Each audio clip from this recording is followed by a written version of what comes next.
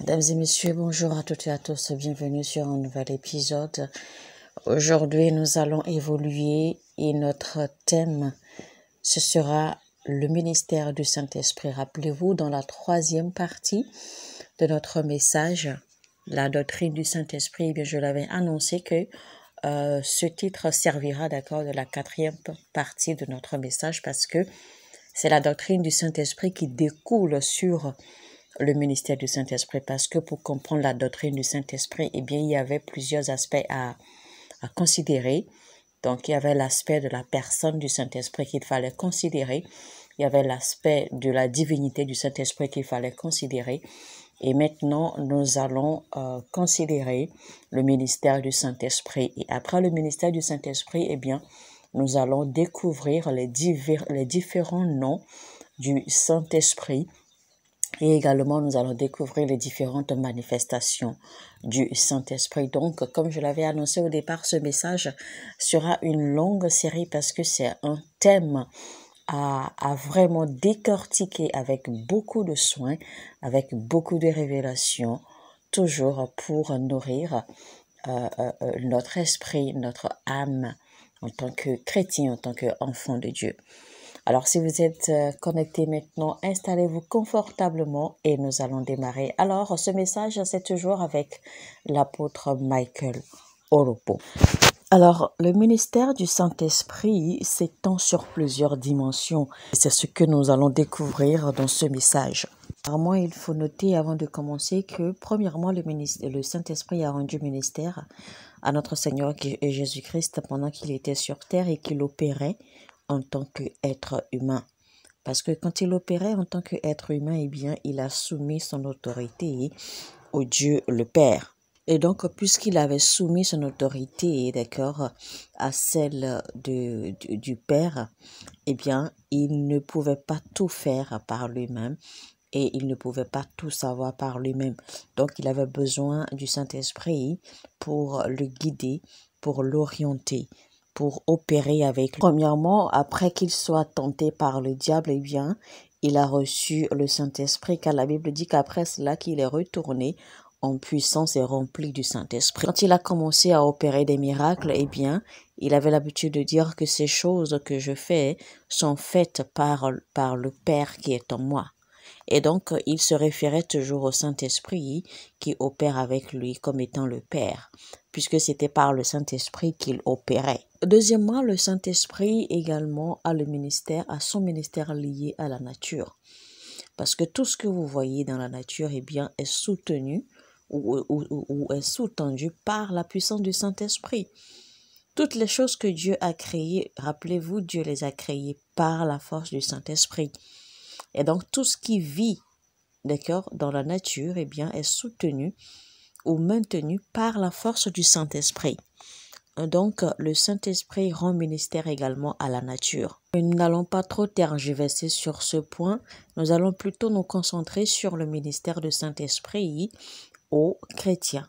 Le ministère du Saint-Esprit aux hommes et surtout aux chrétiens, aux enfants de Dieu.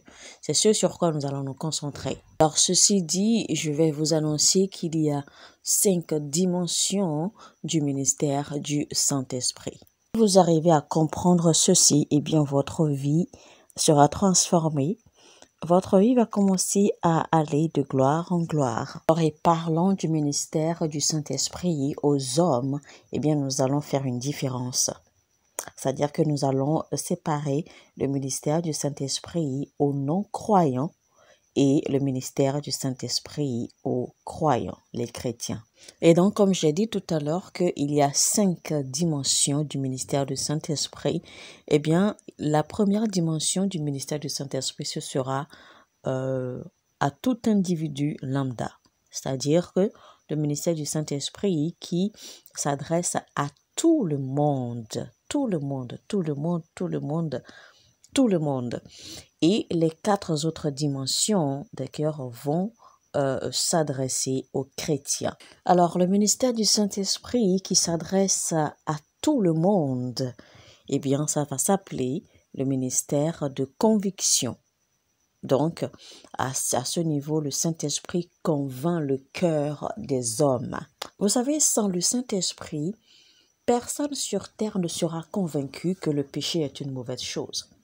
Sans le Saint-Esprit, personne ne sera convaincu, d'accord, de changer. Sans le Saint-Esprit, personne ne sera convaincu qu'il faille qu'il reçoive Christ dans sa vie. Il y a une chose que les ministres doivent comprendre. Les gens ne se répandent pas parce que vous avez prêché un message puissant ou un message intéressant ou un message qui leur plaît. Non, personne n'est convaincu ainsi et personne ne reçoit le salut ainsi. Les gens sont convaincus ou les gens reçoivent le salut seulement quand le Saint-Esprit les touche. Seulement quand le Saint-Esprit diffuse le message que vous prêchez, d'accord, dans leur cœur et dans leur âme pour les convaincre. Parce que si vous avez un bon message, un message intéressant, un message éloquent, un message rempli de leçons, de sens, etc., eh bien, les gens vont vous écouter, les gens vont apprécier, les gens vont être vraiment intéressés, les gens vont vous apprécier en tant qu'un bon prédicateur. Mais le problème, c'est que si les gens ne sont pas convaincus, eh bien, vous aurez prêché en vain. Parce qu'une fois qu'ils vont quitter la présence de Dieu, eh bien, ils ne vont rien retenir et il n'y aura pas de transformation et il n'y aura pas d'âme gagnée pour le royaume. Donc, quand vous prêchez, c'est le Saint-Esprit qui fait le travail de l'effet de conviction, parce que après le message, le Saint-Esprit travaille sur le cœur des gens. Le Saint-Esprit diffuse le message qui est prêché autrement au cœur de chacun, selon sa personnalité et selon les plans de Dieu pour ce dernier. Et c'est cela qui convainc, d'accord, l'âme des gens pour les retenir, pour les nourrir et pour les transformer. Et voilà donc la raison pour laquelle les ministres qui ont le désir ou qui ont la vision plutôt, d'accord, de conquérir le monde, de gagner les âmes pour le royaume de Dieu à travers l'univers, ne peuvent pas opérer, ne peuvent pas fonctionner sans le Saint-Esprit. Parce que vous ne pouvez rien faire sans que le Saint-Esprit n'ait opéré le ministère de la conviction. Parce que votre travail est simplement de prêcher le message que vous avez reçu. Mais quand vous prêchez le message que vous avez reçu, votre part s'arrête là. Le Saint-Esprit prend maintenant le relais et commence à faire le travail de l'incision du cœur, le travail de la circoncision du cœur, le travail de la diffusion, d'accord, de la révélation qui se cache derrière le message que vous prêchez. Le Saint-Esprit se charge de diffuser la révélation qu'il faut au cœur des hommes. Et c'est cela qui produit la transformation qu'il faut, et non simplement le message que vous prêchez. Donc, les évangélistes ou ceux qui ont la vision de conquérir le monde pour le royaume de Dieu, eh bien, doivent travailler main dans la main, d'accord, doivent avoir une intimité solide avec le Saint-Esprit. C'est l'une des raisons pour lesquelles Jésus-Christ a interdit à ses disciples d'aller dehors ou de sortir pour aller prêcher l'évangile simplement comme cela. Donc Jésus-Christ en fait essayait de faire comprendre à ses disciples que ce n'est pas parce qu'ils sont ses disciples qu'ils peuvent se permettre tout ce qu'ils veulent. Ce n'est pas parce qu'ils sont ses disciples qu'ils peuvent sortir, aller dehors et commencer à prêcher l'évangile. Non, parce qu'ils ont besoin d'abord de la puissance du Saint-Esprit qui va opérer avec eux, parce que c'est la puissance seule, la puissance du Saint-Esprit qui convainc le cœur des hommes, comme je l'ai déjà annoncé au premier abord.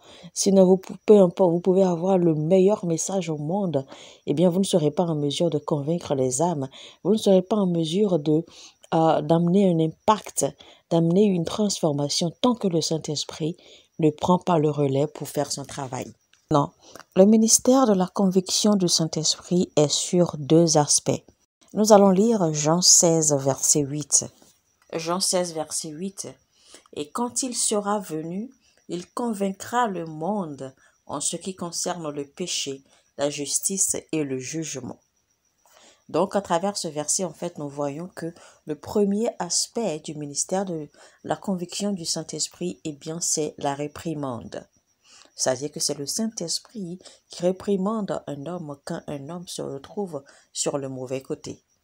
C'est-à-dire que quand vous faites quelque chose de mal, c'est le Saint-Esprit qui parle à votre cœur.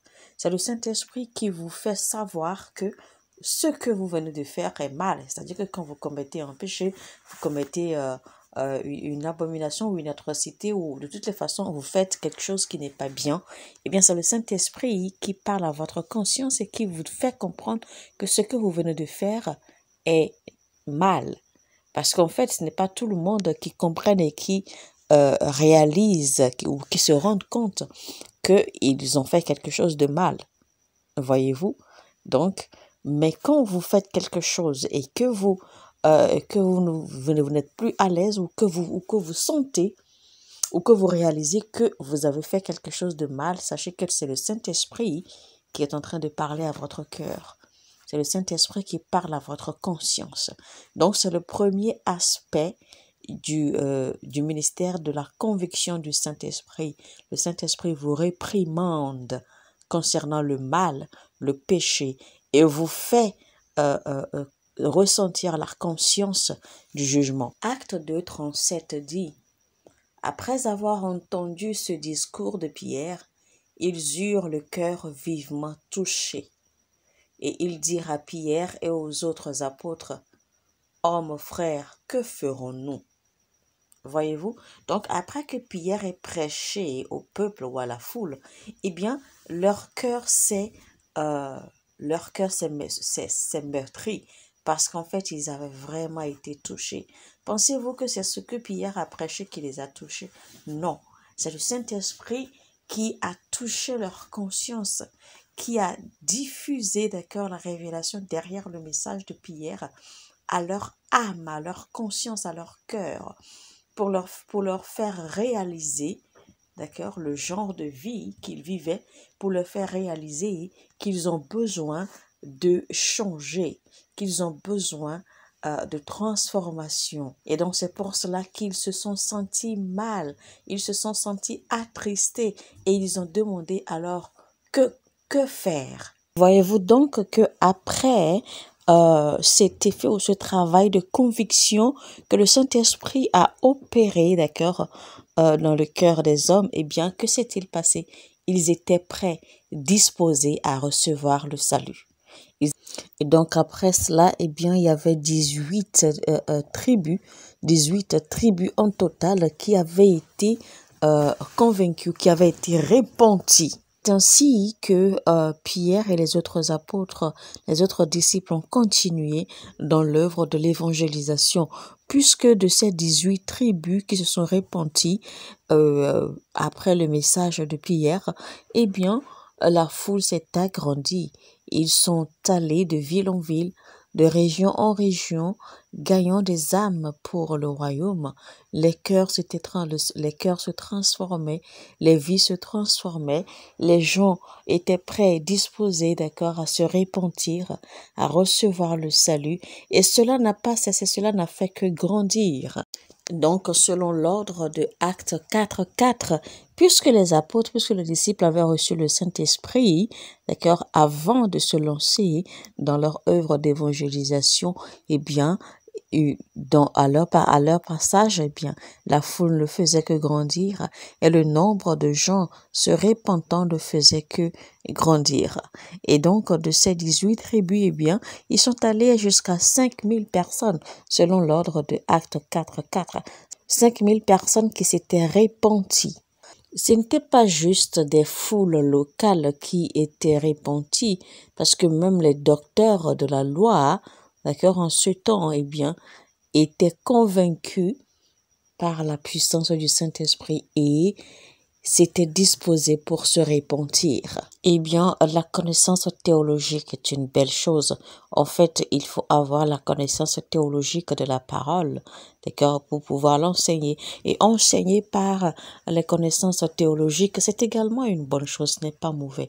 Mais vous ne devez pas, d'accord, exclure la place du Saint-Esprit, parce que sans la puissance du Saint-Esprit, il n'y aura aucune conviction à travers votre message. Sans la puissance du Saint-Esprit, sans que le Saint-Esprit ne convainque les cœurs, de ceux ou des gens qui vous écoutent, eh bien, votre message ne pourra pas provoquer une transformation ou un changement. Vous n'allez pas pouvoir provoquer un salut. Donc, c'est par la puissance du Saint-Esprit que les hommes sont convaincus et que les hommes se disposent à se repentir. Mesdames et messieurs, permettez-moi de nous arrêter là pour aujourd'hui. Ce serait donc une première partie du thème de notre message qui est le ministère du Saint-Esprit avec l'apôtre Michael Oropo. Je vous retrouve très très rapidement pour la deuxième partie, c'est-à-dire la suite de ce message. Rappelez-vous, on a dit que le ministère du Saint-Esprit, eh bien, il y aura 5 dimensions. Et que le ministère du Saint-Esprit, il y a 2 aspects. Il y a le ministère du Saint-Esprit aux non-croyants, c'est-à-dire à tout le monde, à monsieur tout le monde, et le ministère du Saint-Esprit aux croyants. Et donc, le premier rôle ou la première mission du ministère du Saint-Esprit, eh bien, c'est la mission de conviction. Donc, le premier ministère du Saint-Esprit, c'est le ministère de la conviction.